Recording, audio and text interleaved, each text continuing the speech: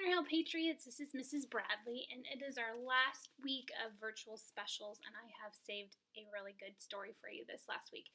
I was thinking about reading it actually early on, and I thought, no, I'm going to wait because this is a really silly book, and I think you're going to like it. So, the story we're going to read or listen to today is called Walter the Farting Dog, and if you haven't heard this story before, it's really silly. This poor dog, Walter, he's got gas. He has trouble, his tummy hurts, he farts a lot, it stinks, and his owners don't think they can keep him anymore because it smells so bad.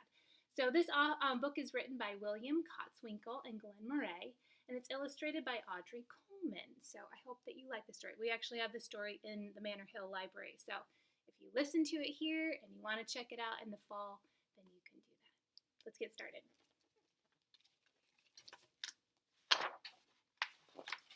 Walter the Farting Dog. Betty and Billy brought Walter home from the dog pound. Nobody wanted him, said Billy. But we love him, said Betty. Well, he smells awful, said their father. I think we better give him a bath. Mother walked in and said, he still smells awful. And that's when they got the first clue, the telltale bubbles in the water. He's probably just a little nervous, said Mother, hopefully. His stomach must be upset. But Walter's stomach wasn't upset. Walter's stomach was fine. He felt perfectly normal. He just farted a lot.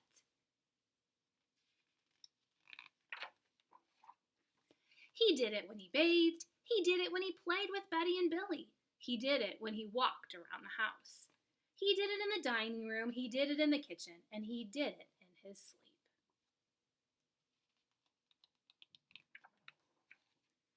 That dog farts morning, noon, and night, said Father. He can't help it, Daddy, said Betty and Billy. They didn't mind Walter's farts. So what if he farts? Billy said to Betty when they were alone in their room with Walter. Betty agreed.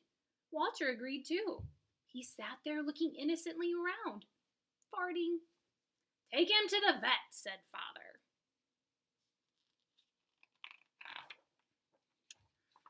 Farting, said the vet, or rectal flatulence, as we say in the medical profession, and prescribed a change in diet.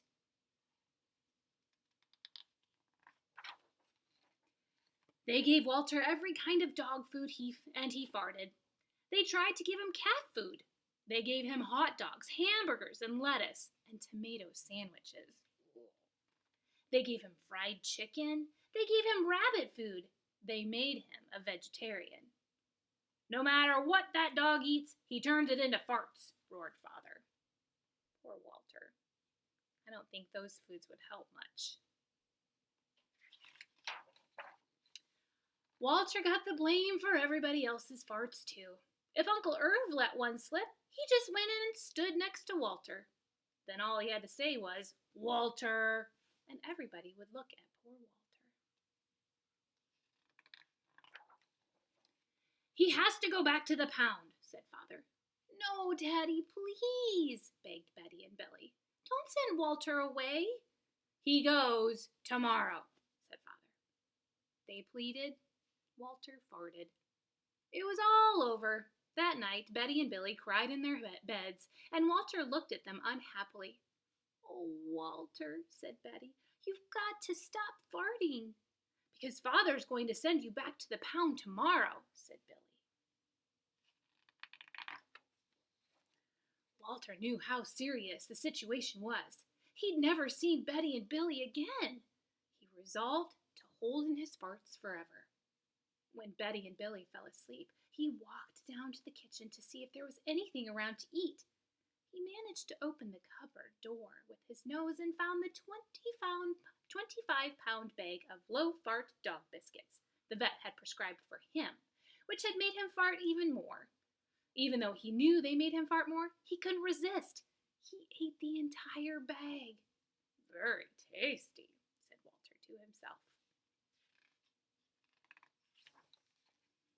And then he went and lay down on the sofa. A gigantic gas bubble began to build inside him.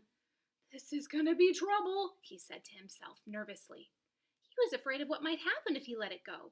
He thought maybe the house would explode, so he kept it in. It wasn't easy. In fact, it was torture, but he had resolved never to fart again. His future depended on it, and as he lay there with his tail wrapped tightly between his legs, he heard a noise from the window. He watched it slowly open. A pair of burglars came through. They dropped silently into the kitchen. "Watch out for the dog," said one of the burglars. "He won't bite," said the other. "He's a wimp." Walter might have bitten them, except he was so filled with gas he couldn't move. They tied a rag around his snout so he wouldn't bark. "Okay," whispered the first burglar. "Let's clear the place out." They took everything they could get their hands on. Walter wanted to stop them, but he was having unbearable gas pains. He rolled on his back and waved his paws in the air. He gnashed his teeth. "We got it all," said the second burglar. "Let's go." That's when Walter let it fly. It was the worst fart of his life. It made a tremendous noise and shot him across the room. A hideous cloud filled the air. The burglars clutched their throats, unable to breathe. With tears in their eyes, they raced for the window. They tried to grab their bag with all the valuables in it, but their arms were too weak. "Let's get out of here." They jumped out the window and ran up the block, choking and gasping for air. Still blinded by Walter's attack, they stepped into the headlights of an approaching police car. "Hold it right there," said the policeman. When Father and Mother came down in the morning, they found the open window, and they saw the bag with their valuables in it, and Walter was sitting right beside it. He still had the rag tied around his snout. You'd have to say he looked very heroic. "He saved the silverware!" cried Mother. "He saved the VCR!" cried Father. That's kind of like a DVD player. "Good dog, Walter. You're our dog, even if you do fart all the time."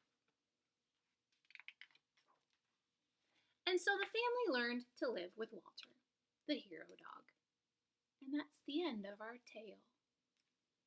And they spelt tail like a dog's tail.